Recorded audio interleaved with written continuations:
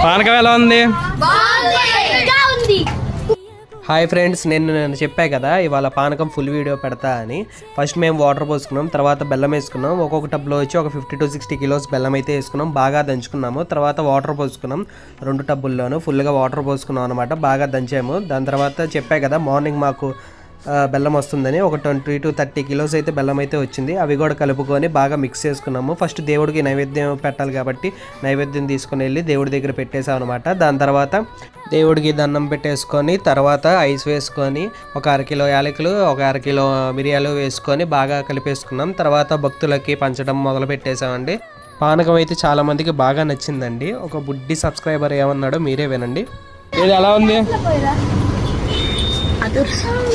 బుడ్డోడు అయితే మంచి యాక్టివ్గా ఉన్నాడు. వాళ్ళ ఫ్రెండ్స్ కూడా అందరికీ బాగా నచ్చిందంట.